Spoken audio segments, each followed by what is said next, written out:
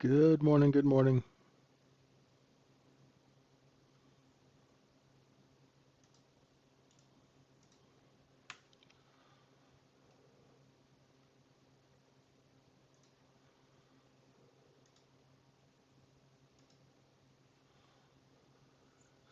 What's up, everyone?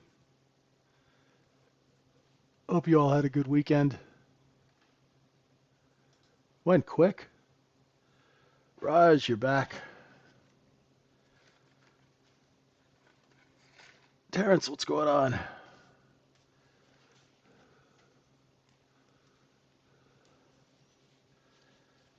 A full crew here this morning.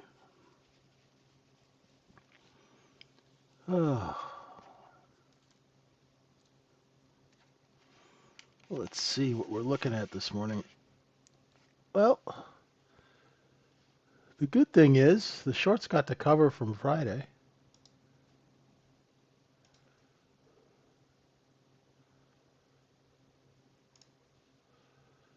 Yeah, I posted the update video and there's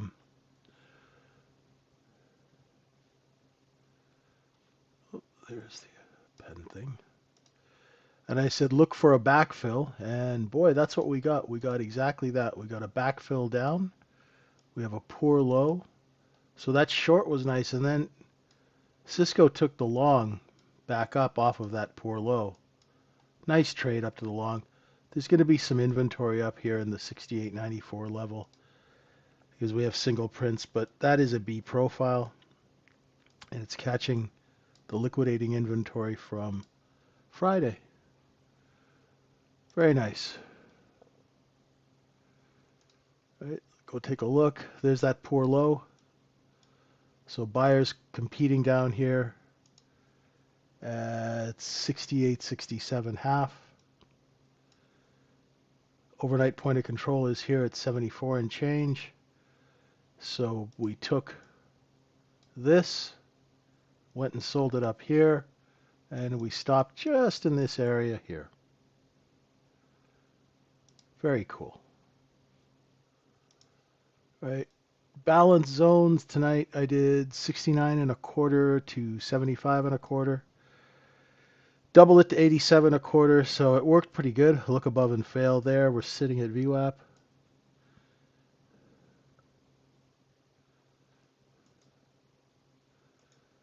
If, let's say, at 68.80 we identify historical bids. That makes no sense. Sorry, this doesn't make sense.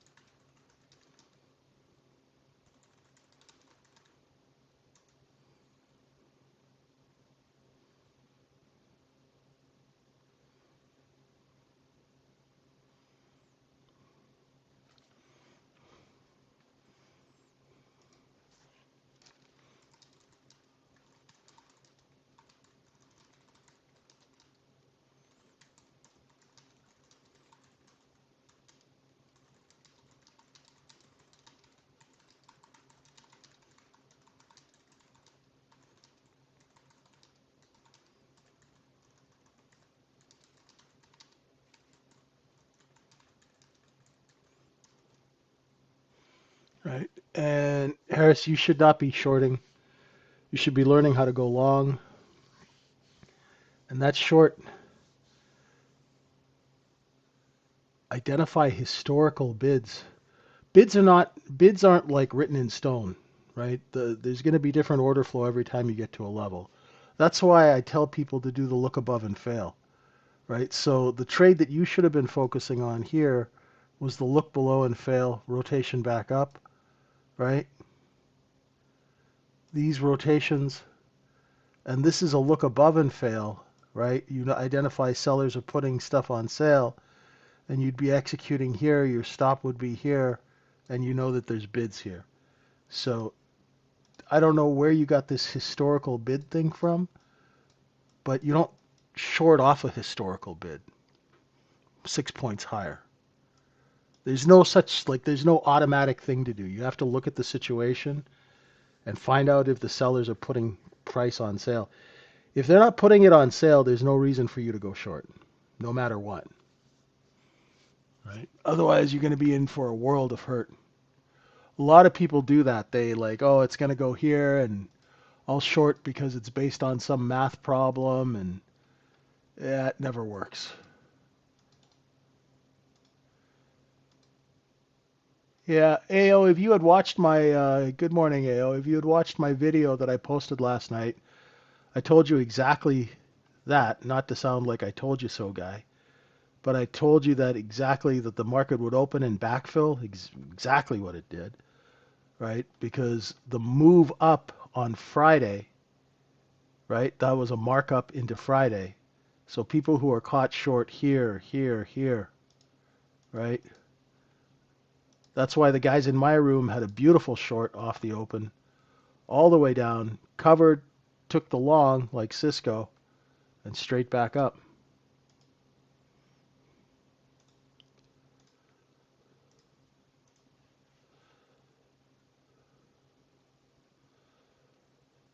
Right? So now we just sit and watch this distribution, right?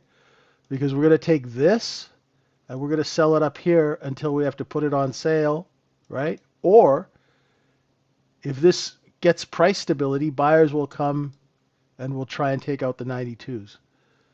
Harris, do you understand what I'm talking about? Right? So right here, there's a seller at 86. There's a seller just under 87.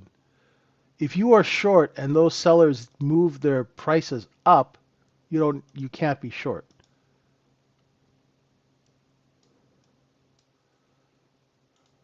Right? Very, very simple way to trade, right? It's very simple because if the sellers start raising price, it means that they've seen buyers.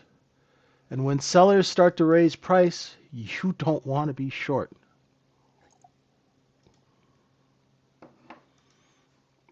Hey, Howard, well done. Beautiful, beautiful, beautiful.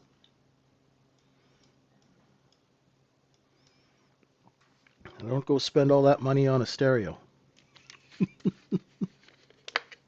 Well done, Howard. Really proud of you, man. Well done. Keep up the good work.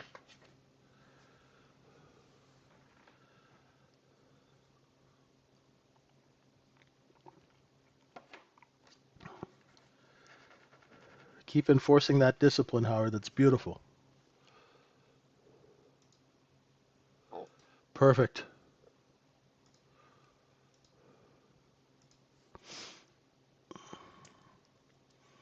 So let's see what happens at 87 and a quarter here. What's next? What's next?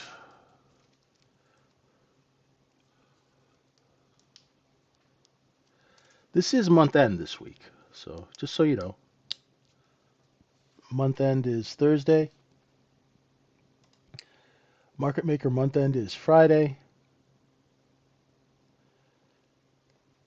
And next week I'm away from the 3rd to the 6th.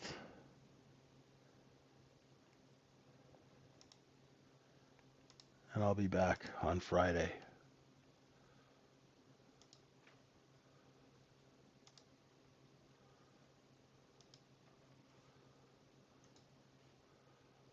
Just so you guys know.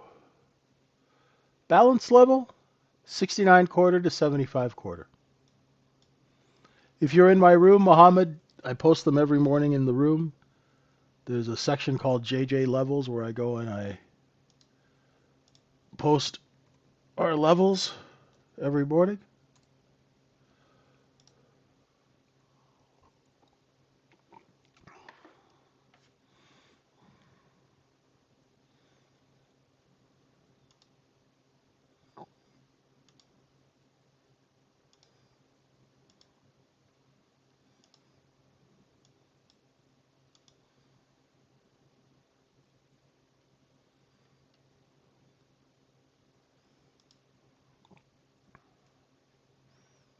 Let's see if we can get higher.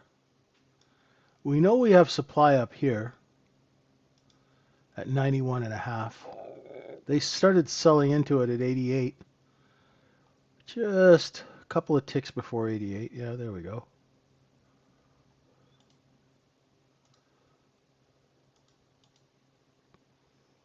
Harris, you said you had more questions. What else you got, brother?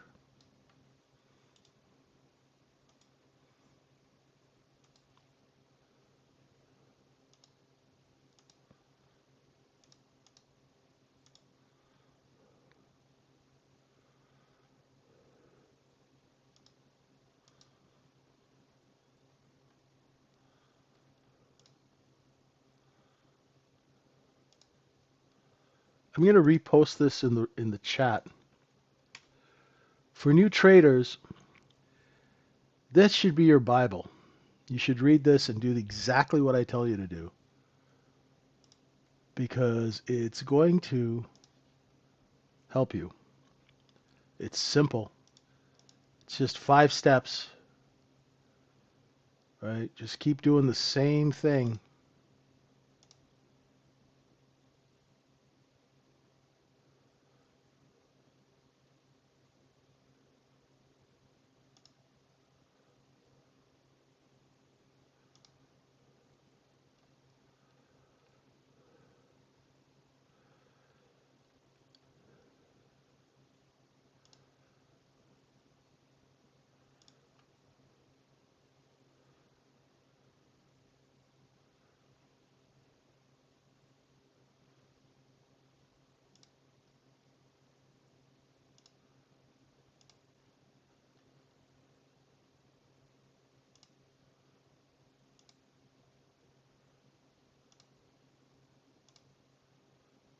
There's a bunch of spelling errors and punctuation errors in this document.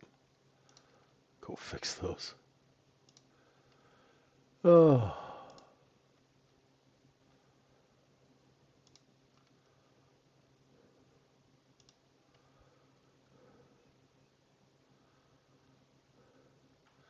$68.44.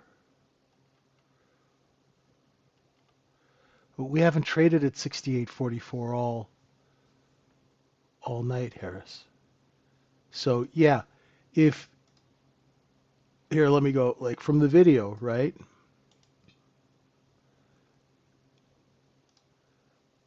The reason I was looking at 68.44 is because every time we come down to that level, there's a bid, right? So, but what I want you to do, because you're just learning how to trade, is that's a large level that you want to be careful at. So like I said, if you just do what I told you to do and just draw these levels out instead of stalking that 68.44, and you should be practicing these trades 1,000 times, right? Look below and fail, look below and fail.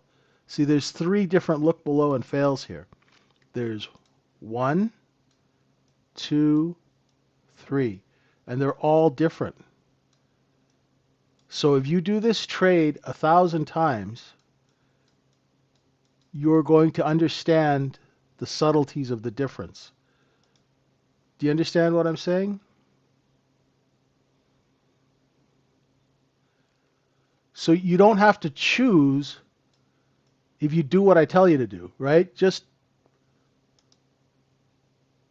read this document I sent you and follow it, and I don't mean to be rude, but follow it like you were in medical school and they were telling you to do something, right? You're not going to change it, right? I'm going to send it to you here. I sent it to your DM, right? That's all you should be doing, right? New traders, ones who aren't consistently profitable, if you just do that document over and over and over and over again, and it becomes like a habit. So then you're not searching for levels, because you know what is the first thing, Harris. Say you're a trader, right? And you're trading rice or spices or gold or whatever commodity you're trading, right? Whatever product you're trying to make money in. You have to know where that product is priced in the market that is currently trading, right? So if you're selling apples, you need to know where the large buyers of the apples bought their product, and this is their cost basis, right? This is 2 times profit. This is 2 times discount. Get it? So are you going to be buying up here? Or are you going to be buying here when it comes underneath cost basis and comes back up? Or when it goes down to the discount zone here and does a look below and fail here? You should only be doing trades here at the edge. Don't look at anything else. So every morning you come in, do your balance zones, right? See, I can tell when people listen to me because they send me their balance zones. They're, hey, JJ, does this balance zone work? Because they're practicing their balance zones, right? That's what you should be doing. You should be drawing maybe 50, 100 balance zones over and over and over again. So when you look at a chart, you immediately know whether or not you're taking part in business where the inventory is mispriced or the inventory is properly priced. And we're talking about your inventory, right? So if I buy something up here at 68.87, right? This is why breakout traders have a tough time in these markets, because they go to buy a breakout and everybody else who's long here sells into it, but they're buying it at 2 times cost basis. So to buy it here, you're maybe looking for a smaller move, right? It's like buying a car at retail and trying to flip it for over retail, right? You want to get it at a discount.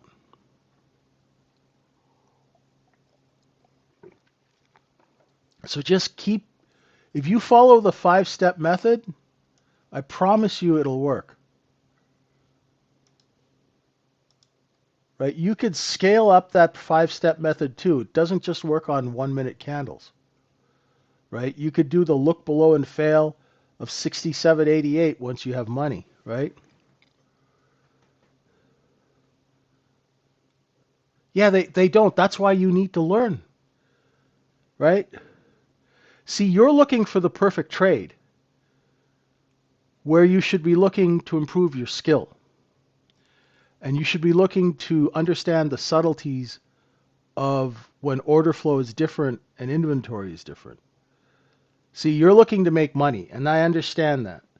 But when you became a neurosurgeon, you didn't go into neurosurgery for the money, because it took you a long time before you actually started making money. You had to do regular school, medical school, specialized, right?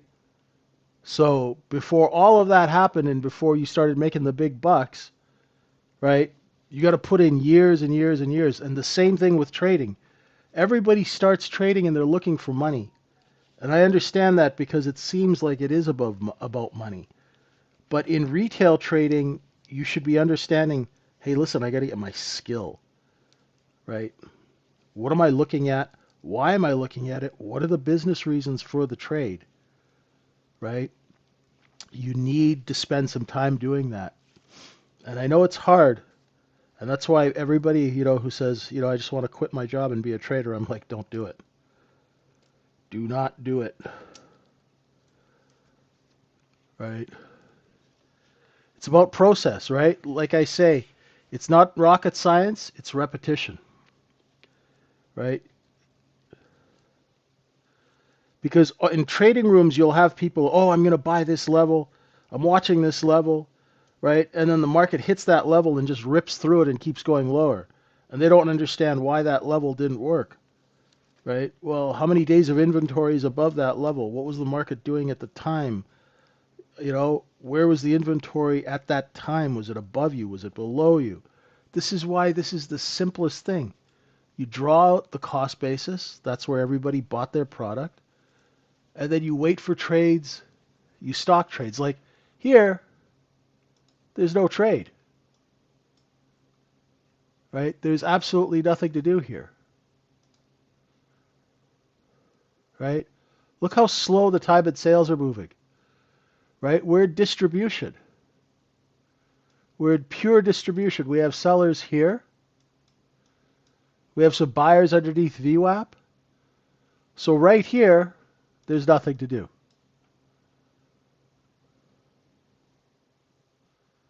And this is very typical. You could open up a time and sales and see how slow the market's trading, right? I thought my quotes had stopped. That's why I opened up the time and sales, because I didn't even see the bid ask moving.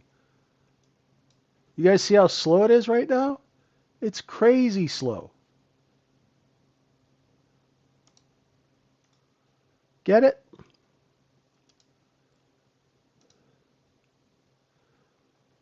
We're trying to make you have intelligent business decisions. And the only way you can have intelligent business decisions if you understand the business and you know when you should be executing and when you should be staying the heck away from the thing. You know, that's really important.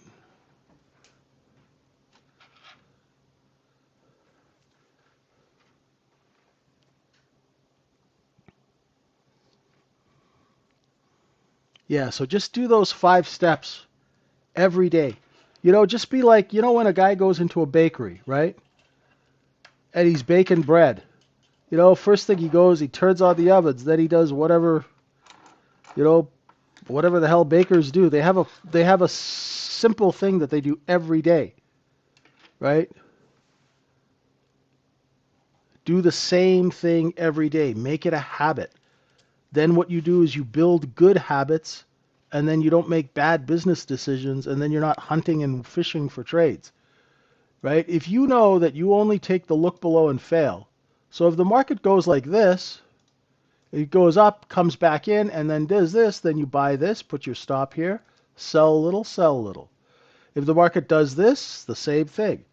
But if you only transact at those times, then you're not going to be losing money screwing around, right? When you get skill, then you could take trades later on or not at the edges. But what you want to do is you want to develop your skill at the edge. The reason why you want to develop your skill at the edge is because that's where you have the greatest chance for success.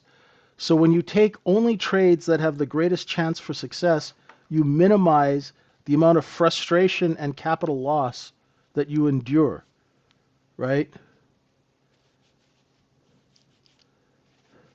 That's why a lot of people are like, "Oh, I'm taking this trade. I'm trading and I'm trading and I'm trading." And I'm like, "How have you done?" "Well, I spent $400 in commissions and I've lost 2 grand." Okay, well done. That's really smart. No, it's like seriously, right? You only trade when the trade makes business sense. That's all you got to do. Now, London's going to open in 5 minutes. Let's see what happens.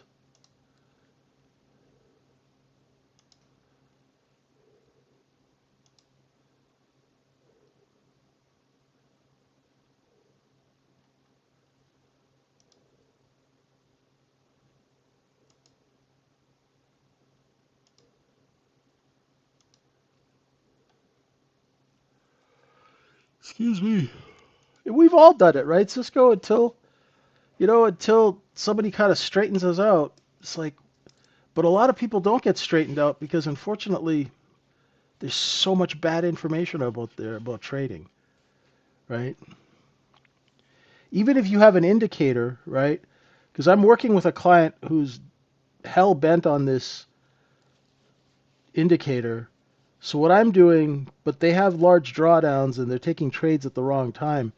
So what I'm doing is I'm trying to help get them to use my method with their indicator so they get a good entry, right? And they can manage their risk, right? Because those indicators sometimes they flash a buy signal, but it depends what time frame and everything. And if you don't know anything about inventory and where the sellers are, you could just be over trading, right? So that's what our goal is, to keep you from over trading, to keep you from taking bad trades, right? Because that's 90% of the battle, you know. It's all capital. Capital preservation is the most important thing in this business because you can't do business if you got no money, right? So it's really slow now. Let's see if London pushes inventory lower or if we just keep going sideways. Yeah, exactly. right? And what we want to do, Raj, exactly, we want to keep you from getting in that spiral, right? That people get into.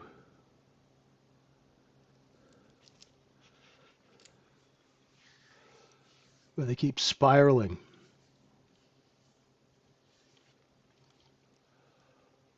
Oh my goodness.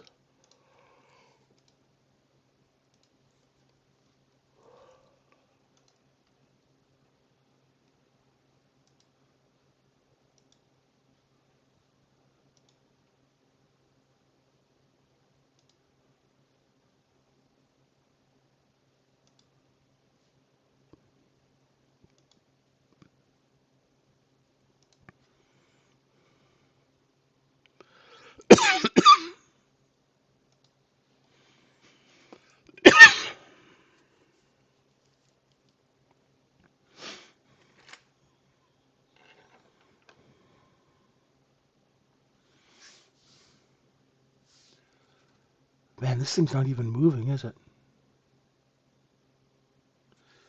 So what I'll do is if London opens and does something, we'll stay on. If it's going to be like this, I won't bore you for the next half hour.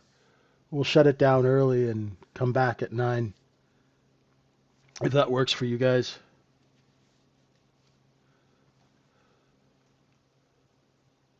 The Tybit sales is barely moving. That's pretty incredible.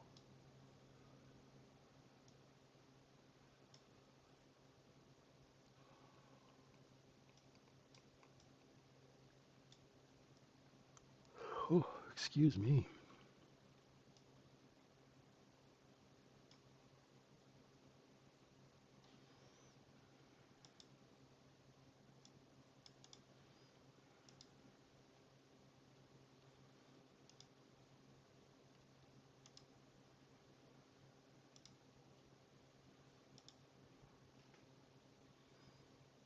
This is a new level of slow. Month end, Moran. Month end, and we've just been in this big balance, you know?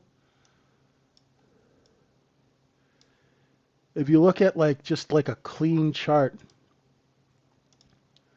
like a clean TPO chart, you can see that we're just in this really sizable 68.44 to 69 here. Let me just.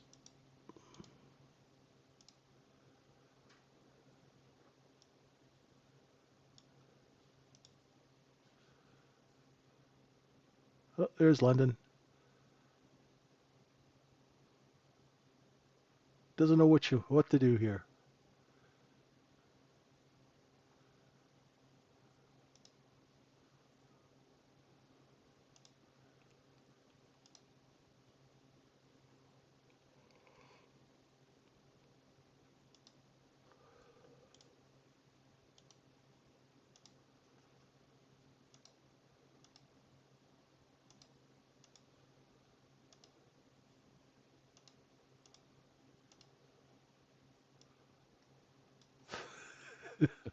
Hurry up and go nowhere.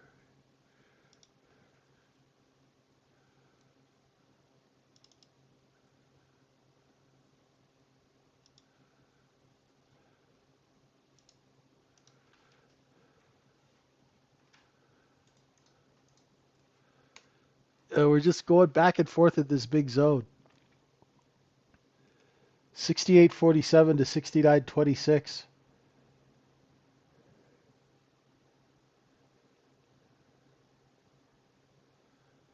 Here we go. Creeping up. Now, where are they going to sell into it?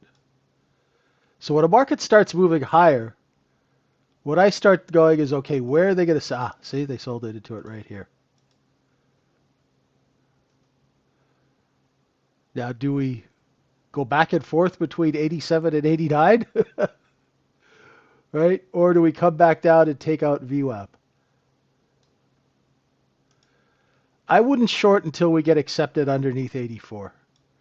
Because VWAP is a pain in the butt to short against.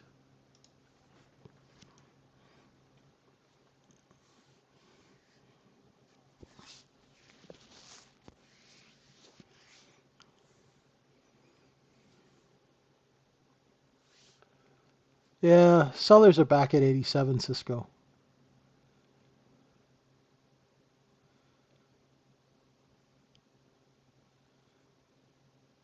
It's a slow night at the shrimp truck. It's like Hawaii 5-0 with that guy, right? What's his name? Who sells the shrimp? Um, he's hilarious. Slow night, brother. You got to buy some shrimp. Take 2 orders.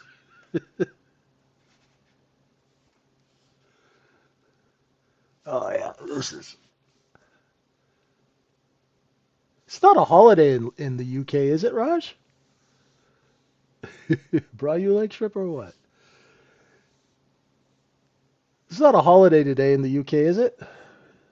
Just nobody wants to do anything this close to Mud Dead. Okay.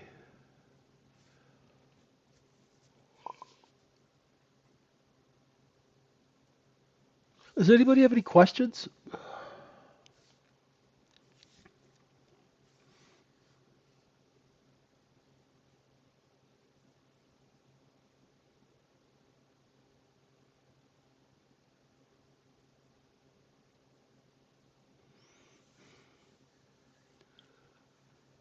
Or are some Asian markets still closed? Is that because of the New Year? I thought that was all over.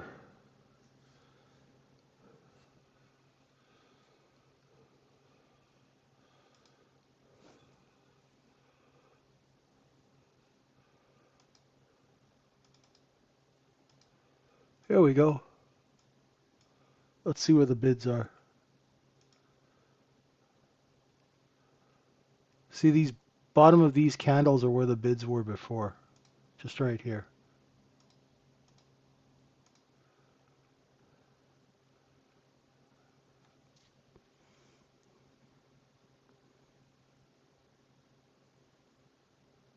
There's going to be some people trapped short in this area here, underneath 83. So there should be some bids at 83. Let's see.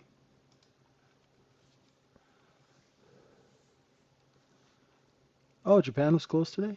Did not know that. Oh, that's right. You've been watching Bloomberg TV.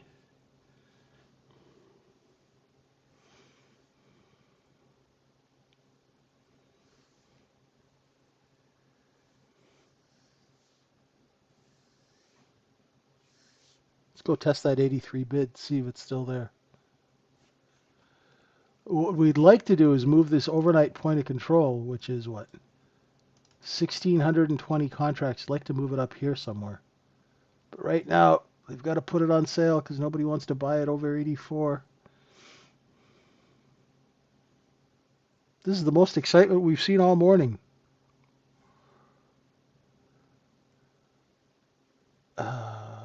Sorry? Oh,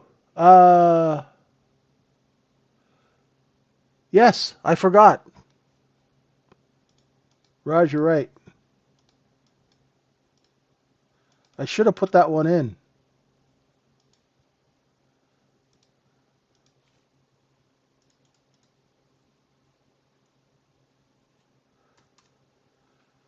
Yeah, there's 83. Right? There you found the bid at 83. Right now, I wouldn't have gone long off this, but if I was short 87 or 86, I'd be covering 83, 84. That's how I use that information because I know that there's going to be buyers here because they were there before, right? That's what Harris you're looking for. So, but you don't use that to take a long, right? What you do is if you're short 86, 87 and it breaks VWAP, I don't really like that trade, right? I don't like shorting above VWAP. I like shorting underneath it. Anyway, if you're short and you know that there's buyers under 83, that's where you go and cover your short. Nice work. You're getting back in action there, Badir.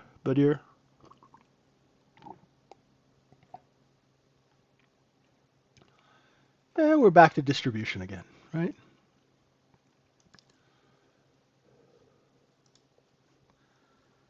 Good stuff.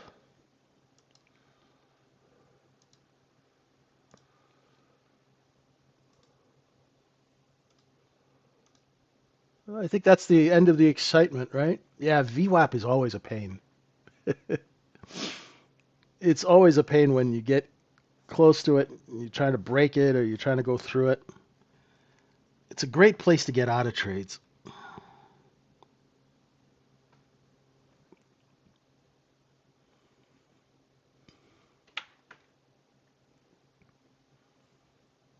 Let's give it another minute or two and see if we can break.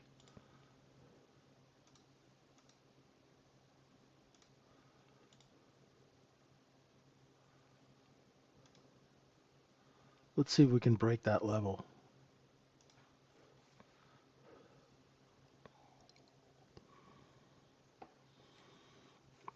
It is, because most people don't understand that VWAP is where the large traders do business, right? So I always like getting out of trades at VWAP. Now, years ago, when the markets had smaller ranges, you could initiate a trade off VWAP if it was like flat and you were quick enough. But I don't know. What I've done lately, I've become very conservative in my trading. Just because the ranges are so big and it's so easy to get into trouble. I really limit the amount of trades I take. Um, Also because my attention span, because I'm doing other things, I find that if I take maybe 3 to 5 trades a day tops, and when it's really weird, maybe only 3 or 2, not counting test trades, right? Like 3 to 5 real trades, that's enough for me.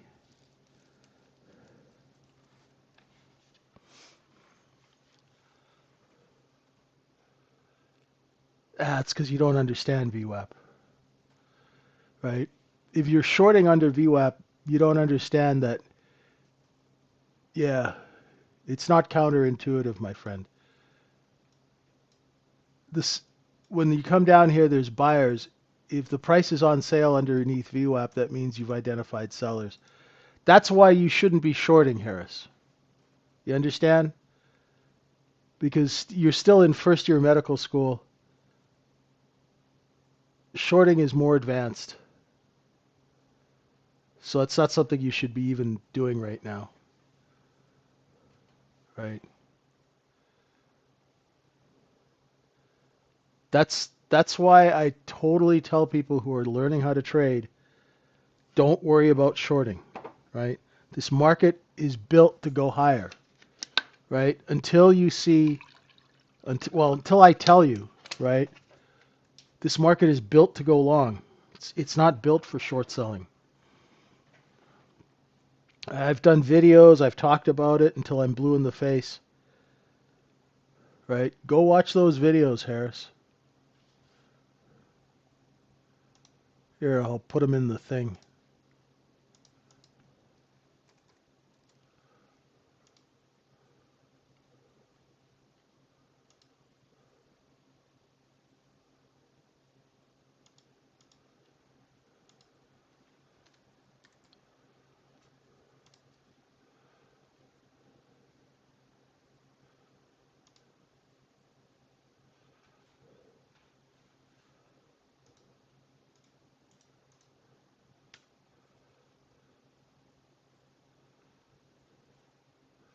I posted the video again for you guys.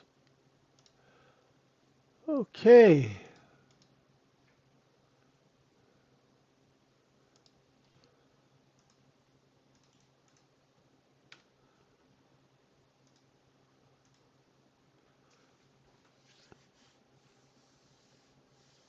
All right, my friends. I'm gonna wrap it up. I'm gonna run to. I gotta run to the doctors again. They screwed up my prescription, so I gotta run. I'll leave you guys at it. Thank you very much. We'll see you at 9 o'clock. I'll be back hopefully soon. Thanks everyone. Stay out of trouble. Come visit us at the Trading Syndicate. We'll teach you how to make a living doing this crazy business. Thank you, folks. See you in a bit. Bye for now.